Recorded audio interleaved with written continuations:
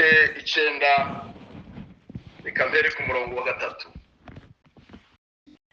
Samuel wa mbere ibice 9 duhere ku murongo wa 3. Isome mu izina rya Yesu. Bibiliya irambwiye ngo bukeye indogobe za Kishi se wa Sawuli zirazimira. Kishi abwira umuhungu we Sawuli ati, ubu ngubu ujyana umugaragu wacu umwe mujye gushaka indogobe. Nuko arahaguruka anyura mu gihugu cy'imisozi ya Efurayimu no mu gihugu cy'Isharisha, ntibazibona. Muvuge ngo ntibazibona. Kabisa. Maze banyura mu gihugu cy'Isharimu nabwo barasibura. Banyura mu gihugu cy'Ababenyamini naho ntibazibona. Bukeye bagera mu gihugu cy'Isufi, Sawuli abwira umugaragu bari kumwe ati, hoshi dusubireyo kugira ngo data atareka guhagarikira indogobe umutima, akaba ari twe ahagarikira. Muvuge ngo amen. Amen. 6. Nawe aramubwira ati, muri uyu mudugudu harimo umuntu w'Imana. Yego. Haleluya. Amen. Kandi ni umuntu wubahwa. Yego. Ibyo avuga byose bijya bisohora rwose cyane. None tujyeyo ahari yadusobanurira iby'uru rugendo rwacu turimo ko tunaniwe ko. Yego. Reka nsimukire ku 15 nubwo ari harera. Kandi umunsi Sawuli arasuka, Uwiteka ari yabihishuriye Samueli aramubwira ati, ejo nk'amagingo aya nzakohereza umugabo uturutse mu gihugu cy'Abenyamini, uzamwimikisha amavuta abo umwami w'ubwoko bwa Isirayeli. Amen. Niwe uzakiza ubwoko bwanjye amaboko y'Abafilisitiya. Yego. Kuko maze kureba abantu banjye kandi gutaka kwabo kwangezeho. Yego. 19. Samueli aramusubiza ati, erega nige bamenya. Amen. Amen. Amen. Amen. Amen. Samueli aramusubiza ati, erega nige bamenya. Yego. Erega niyo Yesu ugiye guhanura muri iki gitondo. Amen. Erega nibo ugiye kuririmba muri iki gitondo uvuga umugaragu w'Imana neza, ukavuga imbaraga z'Imana. Yego. Samueli aramusubiza ati, erega nige bamenya. None jya imbere tujye ku kanunga, kuko uyu munsi yego uri mushangire nanjye. Amen. Ejo mu gitondo nzagusezerera ngusobanuye ibiri mu mutima wawe bingahe byose. Yego. Kandi rero iby'indogobe zo zimaze iminsi 3 zizimiye ntiziguhagarika umutima, zagize gute? Zarabonetse. Mwaca akarongo. Amen. Amen. Zarabonetse. Don't worry, zarabonetse. Yego. Mbese iby'igikundiro byose byo muri Isirayeli bibikiwe nde? Si wowe se n'inzu ya so yose? Maze Sawuli aramusubiza ati, mbese sindi Umubenyamini w'umuryango muto Umuyisirayeli? Kandi se inzu yanjye siyo iri hanyuma y'izindi zose? Niki gitumye umbwira bene ayo magambo? Samueli aherako ajyana Sawuli n'umugaragu we, abinjiza mu nzu y'abashyitsi, abicaza ku ntebe z'icubahiro. Haleluya. Haleluya. Mu basangwa bari nka 30 gusa. Mu yandi magambo n'umwihariko w'abantu b'Imana. Amen. Amen. Haleluya. Maze Samueli abwira umunyagikari we ati, zana umugabane naguhaye ndakubwira kuwuhisha. Nuko umunyagikari aterura ukuguru n'ibyako byose. Yego. Nuko umunyagikari aterura ukuguru n'ibyako byose abihereza Sawuli. Mwene Samueli aravuga ati, ngurwo uruhisho rwawe, tegereza tereka imbere yawe urye kuko wabihishiwe. Bikaringira icyategetswe nkirarikira abantu kugira ngo buze kumva aya magambo y'Uwiteka Imana. Amen. Haleluya. Haleluya. Haleluya. Haleluya. Haleluya. Amen, amen. Imbere ya ntebe nzahagararayo, nzabanza nyiminyago nyishikirize Yesu. Yesu nashimwe. Amen. Haleluya. Haleluya. Haleluya. Amen. Tugiye kuganira amagambo avuga ngo indogobe zawe zari zarazimiye zongeye kuboneka. Mu yandi magambo zabonetse. Yego. Abo turi kumwe muvuge ngo amen. Amen. Indogobe zawe zari zarazimiye zongeye kuboneka. Zabonetse. Ntabwo bikirimo gushakisha ahubwo zagize gute? Zabonetse. Mureke gusa tuyoboze Uwiteka Imana inzira gusa. Yego. Yatugeza ku mugambi w'Imana. Amen. Kuko ibasha gukora ibiruta ibyo tumaze igihe dushaka. Haleluya. Amen. Indogobe zawe zari zarazimiye zongeye kuboneka. Yego. Mu yandi magambo zabonetse zirahari. Igituma gusa ukirimo ushakisha, ukirimo utitiriza, ukirimo uyoboza ni ukuyoboza Uwiteka Imana inzira gusa kugira ngo itugeze ku mugambi wayo. Amen. Kuko ibasha gukora ibiruta ibyo tumaze igihe dushaka. Irashoboye, irahari. Amen.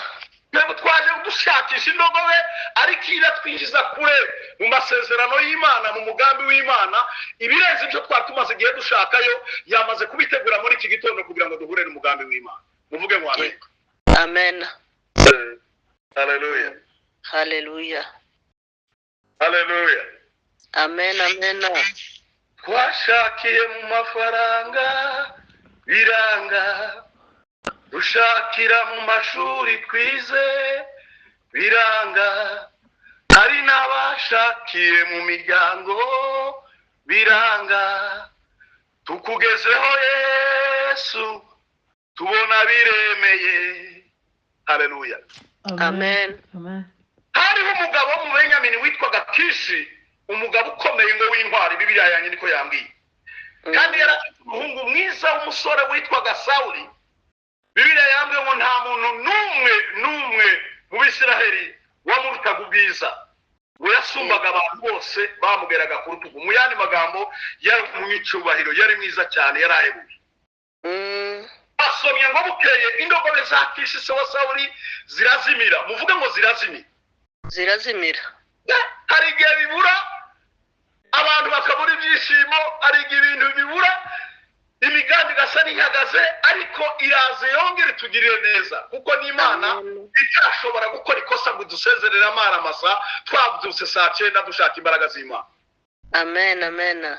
Okay, indogobe za Kishi se wa Sawuli zirazimira. Kishi ngo abwira umuhungu we Sawuli ati, ubu ngubu jyana umugaragu wacu umwe uje gushaka indogobe. Mwumva niyo yagishe principal.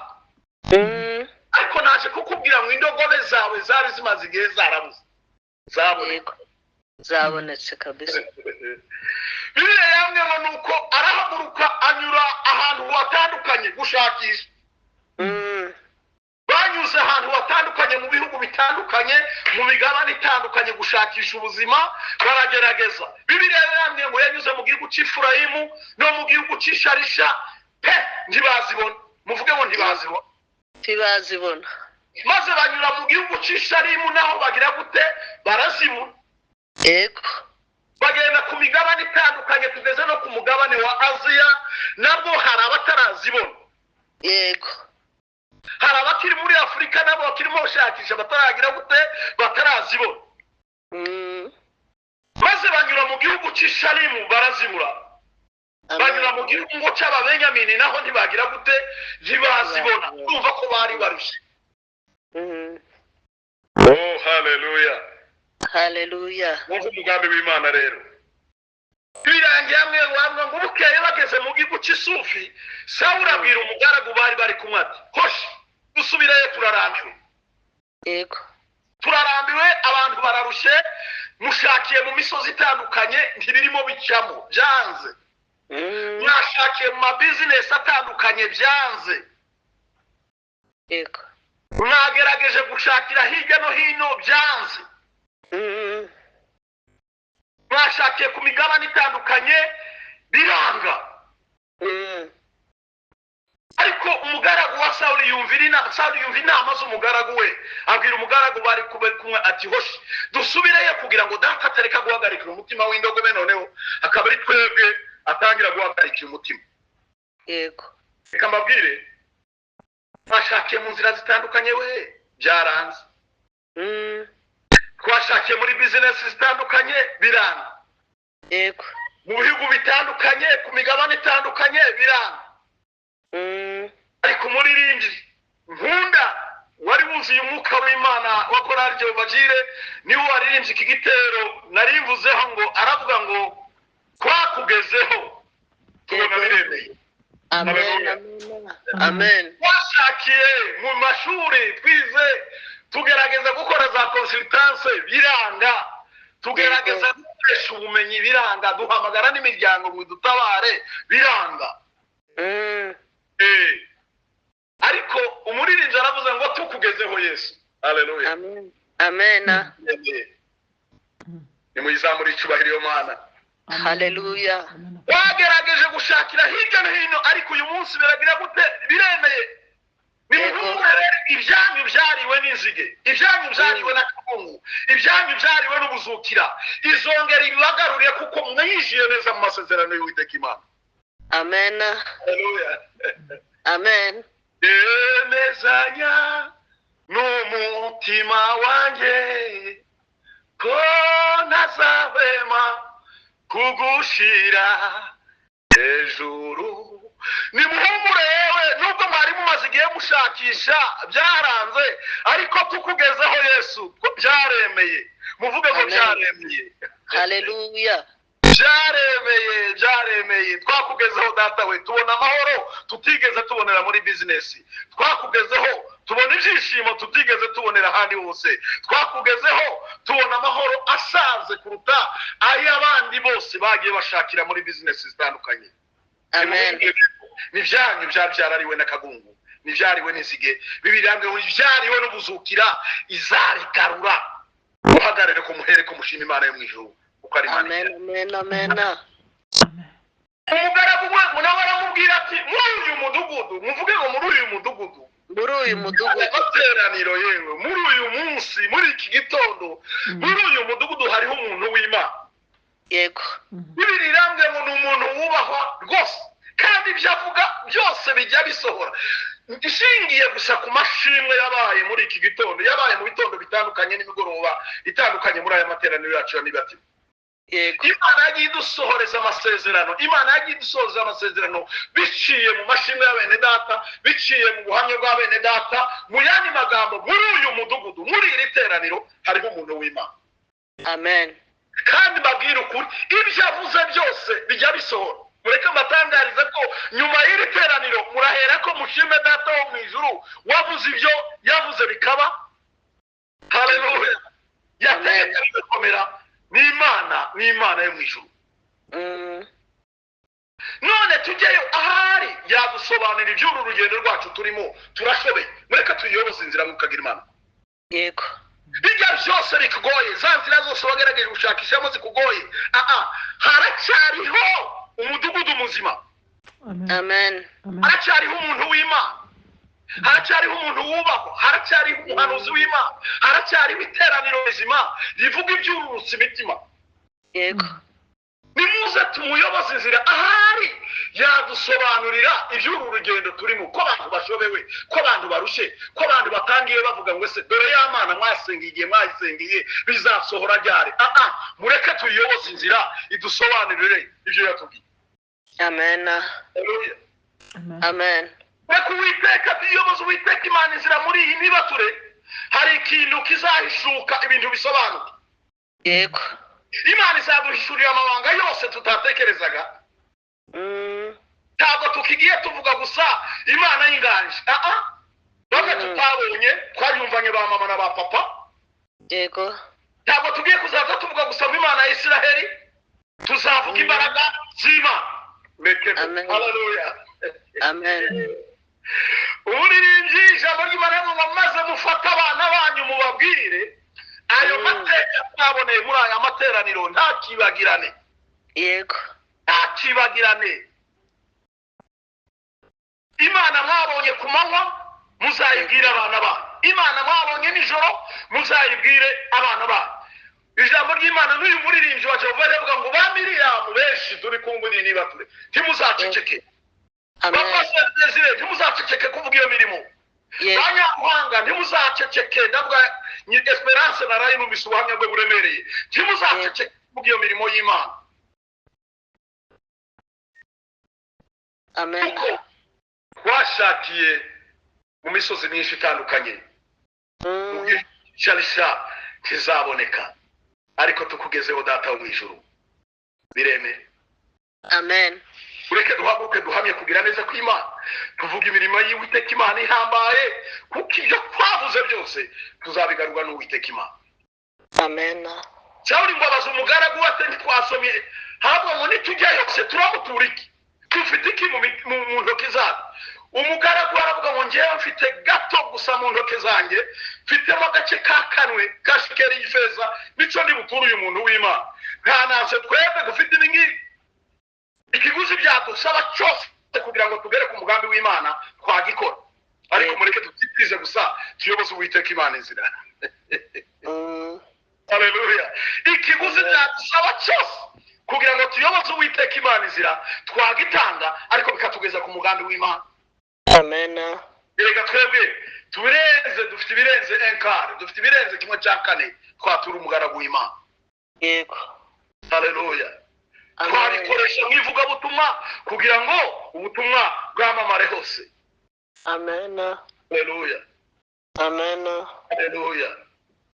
Yego. Biriya yanjye yamwe ngo Sawuli abwira umugaragu ati uvuze neza hoshi tugende nuko ngo binjira mu mudugudu aho umuntu w'Imana yarari.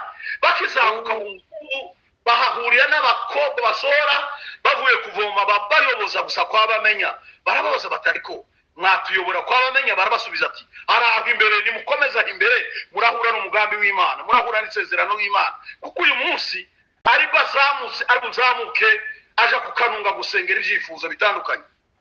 Yego. Yo haleluya. Nimukomeze umugambi w'Imana. Yego. Nimukomereze imbere turaza guhura n'umugambi w'Imana. 15 hatubwiye ngo kandi umunsi Sawuli arasuka. Yarayasobanukiwe amabanga y'iniba ture yose. Haleluya. Amen. Kuri ntabwo ushobora kudusezerera amaramasa tugitekereza gusa guterana, tugitekereza gusa kuza gufungura telefone zacu, tugitekereza gusa gusengera aya materaniro. Imana yamaze kumva ibyifuzo byacu. Uko Bibiliya yambwiye umunsi gusa Sawuli arasuka Uwiteka yari yaramaze kubishurira Samweli byose. Ngo aramubwira ngo ejo nk'amagingaya zakohereza umugabo uturutse mu gihugu cya Benyamini wowe Uwiteka wamubwira uzamwimikisha amavuta aba umwami w'ubwoko bwanjye bwa Isirayeli. Niwe uzakiza ubwoko bwanjye amaboko y'Abafilisitiya kuko amaze kureba abantu banjye bose ngo bamaze gutakaza ibyiringiro no gutaka kwabo kwageze ku Uwiteka. Reka nkubwire ni wowe Imana ihamagaye muri iki gihe. Yego. Kugira ngo uhindure amateka y'umurimo w'Imana. Uhindure amateka y'itorero.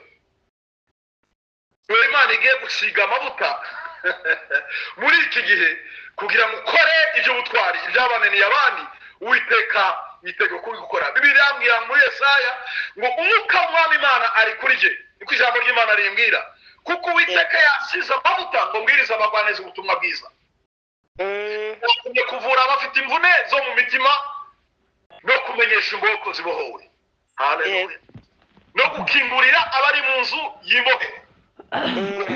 Yantumye kumenyesha abantu umwaka w'imbabazi z'Uwiteka. Nukuri n'umunsi Imana yacu izahorera n'inzigo nitwe tugiye kubikora no guhoza abarira bose.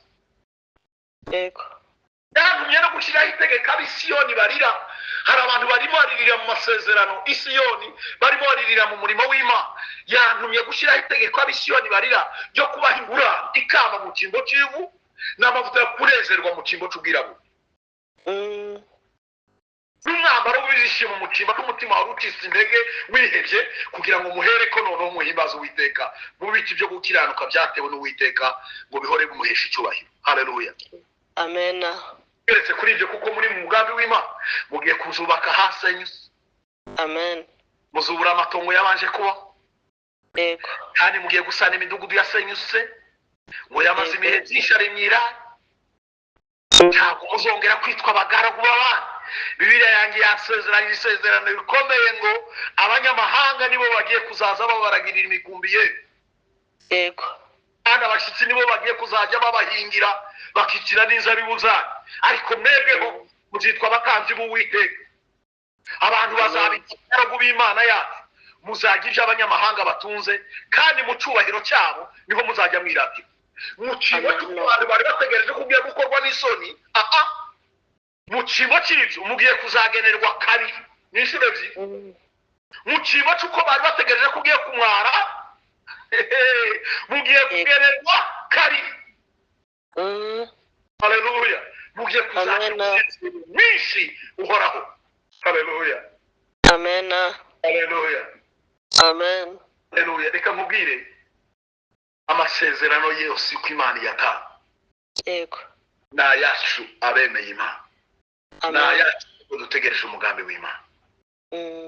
Haleluya. Amen. 19 hambwiye ngo Samuel aramusubiza. Erega nijye bamenya wikwitiranye ibi. Uyoboza umuhisi n'umugenzi uvuga ngo ariko Mana ibi byanjye byo bizahekera uko umundeba bizahera hehe bizagarukira. Uribaza mu mutima ibibazo byose wibaza mu mutima wawe bizahekera hehe nzayoboza nde nzabibaza nde kushobewe kurushe. Ariko Bibiliya yanjye yambwiye ngo erega nijye bamenya. Samuel aramusubiza ngo erega nijye bamenya. Yego. None ijya imbere tujye kukanunga kuko uyu munsi muri busangire nanjye. Yego. Mumaze ejo nzagusobanurira nzagusezerera ngusobanurira ibiri mu mutima wawe byose. Ahanejeje hambwiye ngo kandi rero iby'indogobe byo zimaze iminsi 3 zizimiye ntiziguhagarika umutima zagize gute zarabonetse iyatuwaju. Amen.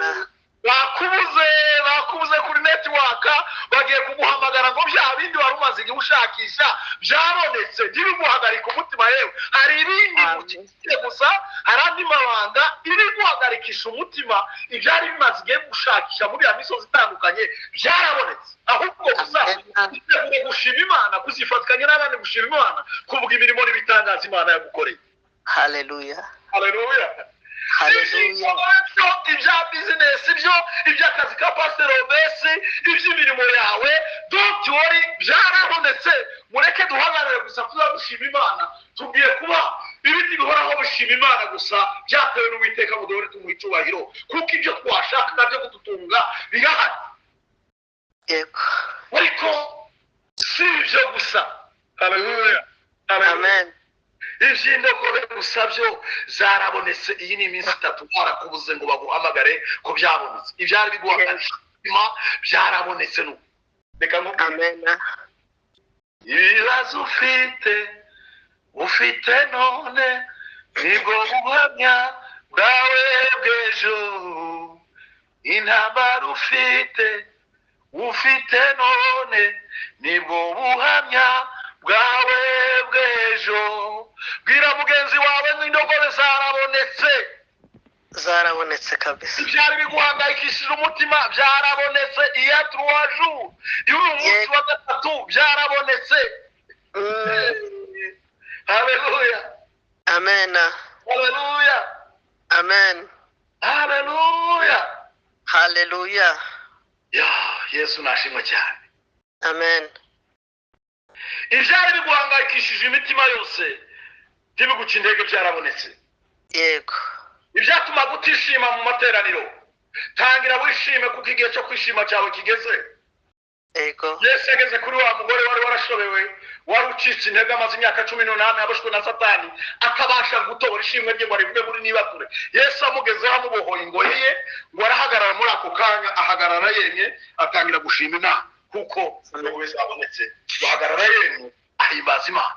Haleluya. Amen. Haleluya. Amen. Indogobe zo zimaze iminsi 3 zizimiye ziziguhagarika umutima yewe zarabonetse. Ahubwo bakubuze kugira ngo baguhamagare utangira uvuga gukomera kw'Imana, kandi ndamanya n'umwuka w'Imana ko amashimwe aziyongera kubw'umugambi w'Imana Imana idufiteho. Amen. Haleluya. Amen. Nafime iby'umukundiro byose byo mu Isiraheli bibikiwe nde? Si wowe n'inzu ya so? Harandi mabanga agiye kumuhishurira imbere. Yego. Maze Sawuli aramubaza ati, mbese sindi umubenyamini wo mu muryango muto? Muzuye Manase turi batoya. Nta nakagare twigirira, nta kameye ko Imana igiye kumukoresha ubutwari bukomeye, kandi Imana yamubwiye ugende uko izo mbaraga zawe zingana. Haleluya. Amen. Muri iki gihe kugira ngo uhishure amabanga yari yarahishwe. Amen. Bapangira kwitekereza muri background yiwabo, mu muryango wa Benyamini turi batoya, sinzi no kuvuga, sinzi ico ndico, niki namara inzu ya Isiraheli. Kuko Imana ari mufiteho umugambi. Yego. Yagombaga kumwishurira amabanga bose. Haleluya. Amen. Haleluya. Haleluya. Amen. Haleluya. Amen. Yambwiye ngo Samuel aherako ajyana Sawuli n'umugaragu we ngo binjira mu nzu y'abashitsi. Muvuge mu nzu y'abashitsi n'ukuri tsange ko abanyacubahiro twaje gushakisha. Abantu baje bapfundikanya none twinjiye mu mashimwe twatangiye kuvuga imbaraga z'Imana. Kandi imagine abantu twahoze tutazi icyerekezo cy'ubuzima. None uyu munsi twatangiye gukorerwa protokole y'ijuru yatangiye no abantu bahoze batazi icyerekezo cy'inzira, abantu batari bazi ko umuvumo w'impanuka zizavaho, mbere y'umwanya wo kwirukana impanuka n'imyuka biteza impanuka mu muryango uriya mubyeyi Esperance washimaga Imana. Nakurikiye shene y'ubuzima nkaza ngenda mbona ni shene y'amaksida mpagaze mu butware bw'Uwiteka Imana, nirukanye umwuka w'impanuka mu izina rya Yesu Kristo, kuko kwa Yesu twahawe ubutware, twahawe ubushobozi iyo twizeye amagambo Yesu yatubwiye. Yego.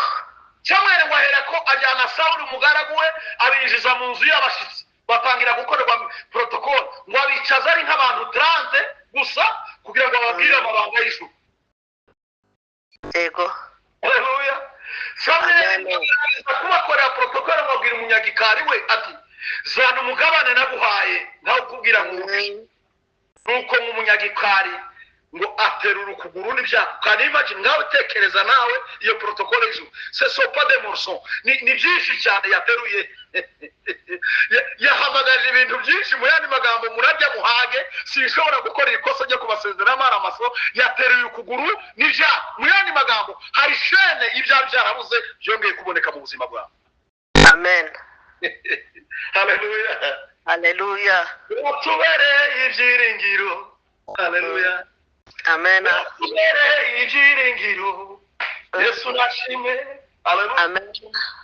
Urera mana urera, urera mana, urera mana urera, urera mana. Haleluya. Haleluya. Yewe Yesu wankunze, yewe Yesu wangiriye neza. Abantu muri bose bakubaza ngo se byagenze gute, byahindutse bite, uzababwira ngo ni Yesu wangiriye neza. Haleluya. Abyitiranye na bya bindi abantu bavuga ngo byagenze gute, uzajya ubabwira ngo ni Yesu wangiriye neza. Kuki wuzuye kuko yuzuye amahoro, kuki uhagarara wenye, kuko ugororotse, kuki byagenze gutya, kuki yahumanutse, uzajya ubabwira ngo ni Yesu wangiriye neza. Haleluya. Umunyagikari wo waterura ukuguru n'ibyako byose abihereza nawe. Maze Samuel aravuga ati, wurwa uruhisho rwawe na naguhishiye. Haleluya. Haleluya. Wawe na naguhishiye. Haleluya. Amen. Amen. Haleluya. Haleluya. Kugusezerera gucya gusa icyari cyaratumye uri indogobe zawe, kwari kugira ngo bizagusoze ku mugambi w'Imana. Yego. Sawuli kugeza igihe yageze igihe yumikishwa amavuta n'umwami kugira ngo asohoze gukiranuka gusa, asohoze amasezerano Imana yari yaramuteguye. Bibiliya yaje bamaze kuva ku Karunga mu mudugudu bahera ko burira inzu bajya kuganira. Bukeye bwaho bazinduka kare murungabungo Samuel ahamagara Sawuli ati hejuru y'inzu aramubwira ati haguruka musezerere noneho isaha kugusezerageza. Nuko Sawuli ahaguruka asohokana na Samuel bajya hanze. Bakizamuka aho umudugudu ugarukira, Samuel abwira Sawuli ati bwira umugaragu wawe akambuka ajya imbere ngiye kukubwira amabanga yawe yewe. Ari amagambo tubwirwa twiherereye. Nuko abanyuraho aragenda. Ugeze ku gice cya 10 niho avuga ngo nuko Samuel yenda imperezo noneho y'amavuta ayamusukaho mu mutwe, aramusoma aravuga ati mbese ibyo sibyo byerekana ko noneho Uwiteka kwibikisha amavuta. Yego. Umutware wagakondo yiwa. Hallelujah. Amen. Oh, hallelujah. Amen. Azanyuza no mu rupfu nambuke na rwa ruzi, maze nifata hakurya nzasanga yaho nkunda, nzaririmba igitangaza Yesu umwami yakoze, ndi kumwe nabo mu ijuru imbere ya ntebe. Nimurasho. Amen. Hallelujah. Hallelujah. Wandikire marayika w'itorero ry'i Philadelphia uti uwera kandi ukuri urufunguzo rwa Dawudi, ukingura ntiyagira ukinga kandi ukinga ntiyagira ukingura. Aravuga aya magambo ati nzi imirimo yawe yewe, dore nshize imbere yawe urugi rukinguye n'ukuri ntawe ubasha kurukinga, kuko ufite imbaraga nke nyamara ukitondera ijambo ryawe ntiwihakane izina ryawe n'ukuri ndabiguha. Hallelujah. Amen. Musoma igice cya 14 hambwiye ngo se wabo wa Sawuli amubazanya n'umugaragu we ati mbese ari aragiye he? Muwasome nawe niko hambwiye n'ukuri. Se wabo wa Sawuli ngo amubazanya n'umugaragu we ati mbese mwari mwaragiye hera? Aramusubiza twaragiye gushaka indogobe zawe. Tuze kwigendera gusenga Imana, tujya kwa bamenya, tujya ku muyobozi Imana. None se ntimwahagaritse nta business mwahagaritse mujya kuyoboza Uwiteka Imana izi? None se nta bantu bari mu mayekutere bari mu kazi bahagaritse business baje gushaka bamenye ngo basobanurire ibyo urugendo turimo? Yego. Se wabo wose urungana ariko ubundi mwari mwarayobereye. Baravuga ngo no twebwe twigiye gushakira indogobe zacu, ariko tuzibuze kwigendera kwa Samuel. Yego. Ahari yadusobanurira iby'uru rugendo rwacu turimo turacobewe. Ndashoje mama. Aravuga ati ndakwinginze mbwira ibyo Samuel yababwiye. C'est pas n'importe qui, tugomba kugira amagambo y'ibyacu. Yego. Ariko bamubwiyeho gatoya gusa baravuga ngo Sawuli ngo asubiza se wabo ati yatwikuye ko indogobe zo zabonetse, ariko amagambo y'ubwami Samuel yavuze arayamuhisha kuko n'umwihariko we. Hariho amabanga tugira. Yego. Amabanga y'ubwiru bw'Imana tubitse tudapfa wese. Soza reka nkubwire ngo ikibazo ntabwo ari indogobe zabuze. Yego. Ikibazo ntabwo ari cyo kubura indogobe. Yego. Indogobe zarabonetse ya 3 jours. Celebra Imana uvuge gukomera kw'Imana, ahubwo hari ibindi Imana ikubikiye muri iyi nibature kugira zakwereka amashimwe cyane. Ndatekereza ko warababaye cyane na Sawuli bwo yarababaye cyane asengera mu mutima kimwe nuko tujya tubikora. Yego. Bishobora ko tuba twaragize n'imihigo myinshi itandukanye. Yaratinze Sawuli n'umugaragu we bigiriye inama bo kujya kureba bamenya ngo wenda yababwira aho indogobe ziri. Ijambo ry'Imana ryabwiye ku 15 hambwe ngo ku munsi Sawuli arasuka yari yarayabigaragaje byose. Icyatumye indogobe zibura rimwe na rimwe kubura kw'indogobe Uwiteka bigiramo uruhare kugira ngo itugeze ku mugambi wayo. Yemera ko bitubaho kugira ngo itugeze mu masezerano yandi tutatekerezaga kuko ibasha gukora beyond our imagination. Au-delà de tout ce que nous imaginons. Hallelujah. Amen. Haleluya. Amen. Shingiye kuri iki cyanditswe rero, akenshi icyo twifuza byose biva ku Mana ni bito cyane. Yego. N'ibyo duteganyiriza. Uririnda avuga ngo ibyo nibwira kubagirira si bibi, ahubwo ni byiza. Kugira ngo mare umutima ibyo muzabona hanyuma. Haleluya. None kandi hari igihe umuntu asenga afite icyifuzo gikomeye kimuhangayitse umutima gicyo wazanye muri nibato, ariko akabisubiza akumva Imana imubwiye n'ibindi atatekereza. Naho byakubayeho ugasengera umurwayi, Imana iti ngukoreye ubukwe. Ugasengera ibiryo wisonzeye, Imana iti nguhaye inzu n'imodoka. Yego. Ukajya gusengera ibibazo mu kazi, Imana iti ndagahinduye nguhinduriye akazi. Uko ibasha gukora ibiruta cyane ibyo dusaba. Amen.